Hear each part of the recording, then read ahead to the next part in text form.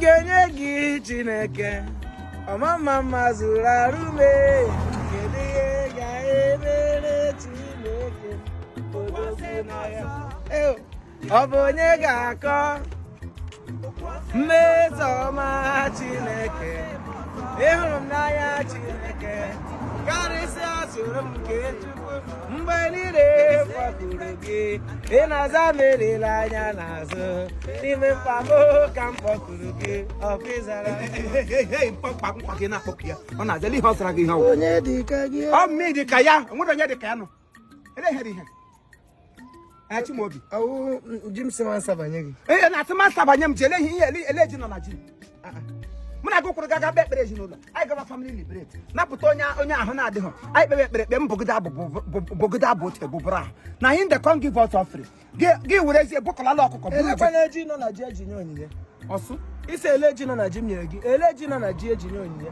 nke bụ ma ị na-enye m nke were eke ma ị na-enye m ọkụkọ chiri ji abụọ enyere m anointing mgbe enyere m anointing m ji ebu agha nwere ka enyere gị anọ ya asị ka enyere gị nwere anointing m ji ebu agha nwere ka enyere ihe enyere gị wa anọ ya nsị iji ezu oshi ike ndị amụma Jehova nyere m ji ebu agha enwere ka enyere gị akpọla Jehova aha n'ụka bikos enwere ihe gbasara m don't call thy father name thy in vain enyere m na gị ihe gị were ọkpụma aba biko nye m ọkụkọ agala achọ m bịa ekwele ama akọ gị ihe ka ọfọ mma ebigo ọfọ n'isi na ya ka ga-aka ihe mere m ji nye gị ji a ihe mere m ji nye gị ji a ka a ghara isi lekwe ke m si ọ lekwe ke m mere normally oru gị orubeghị gị ka dị ọhụrụ n'ihe gbasara Jesu Kristi eletere karị ọhụrụ ị kwesịrị iriwe ihe ọbụla ị ga-ebu ụzọ tara Jesu ahụhụ nwụọrọ Jesu ọnwụ bifo gị kwuo iri ihe si n'aka Jesu pụta nwụọrọ onye ọnwụ Jesu na ndụ nwụọrọ Jesu ọnwụ na ndụ Jesu ọ na-egbu onye ọ na-achọdụ ka ọ nwụọ ọsọ o nyere anyị ndụ ka anyị bie ndụ bibiga ya oke o nyere anyị ndụ ka anyị bie ya bibiga ya ka ana m anwụrụ Jesu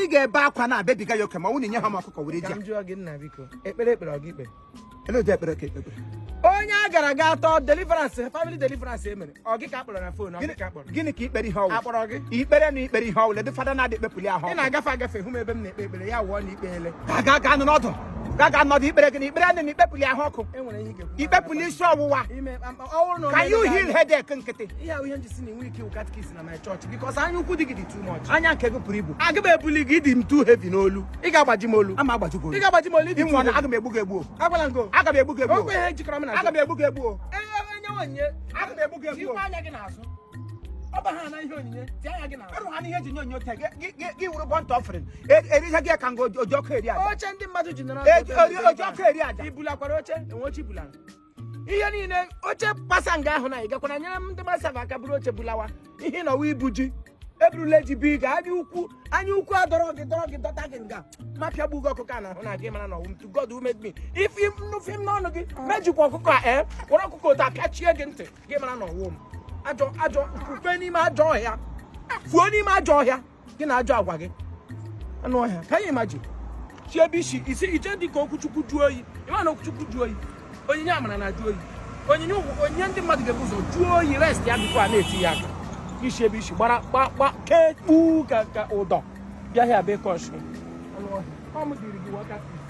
enwere dịrị gị katkis iwu enwe onye nyere gị enwere fọs ga fọs a sị gị na ihe dị efe chukwu ka eburu nrie oke e nwere onye gwara gị si ihe eji aba ọrụ chukwu maka erimeri ma gị ndị mbụ gwa katkis shi otu a were aka ọjọọ kụwa gị isi bịa nwụrụ ọkụkọ lekwa ọkụkọ nwụrụ ma ịnwụrụ ọkụkọ anwụrụ ndụ gị ịnwụrụ ọkụkọ na-anwụrụ ndụ gị anụ ọhịa otu ịdị katkis kpọjiri akpọji otu ịdị kpọjiri akpọji katkis kpọjiri akpọji ka ewu anụ ọhịa na-enwe ihe ọrụ ya nwụrụ ọkụkọ taa ka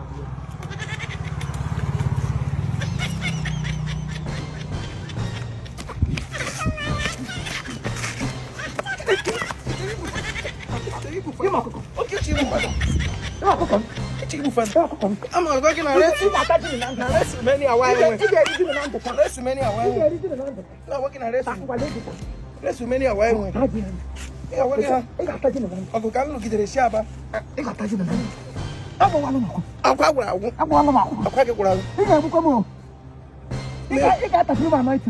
Father parish unu ki dole na. Father parish unu. Na ni ka nge nyime very true. I ga ejo ni. Ibuli father. Nye m ọkụkọ na ị ga-ata ya na ndụ. Nye m fowl. Come and help me give me fowl. Which farm? Ị ga-eri ọkụkọ nọ na ndụ taa. Ọkwa ebere m na-agụ nọ m na-abụ. Content and power agbatuzie. Ebutechi ihe power were gị wuri ya na anụka. Igbo community ga-ahụ na idowere m na aga m ebili nga. Anyị ga-anọgide Chineke na-echi na mkpọfa ihe Aga m ebili nga agwa na mkpofu ahịa ka idowere m. Iri elu m elu. Ị ga-ehi nga aka. Mụọ Fada Chimaobi ka idoruru ala.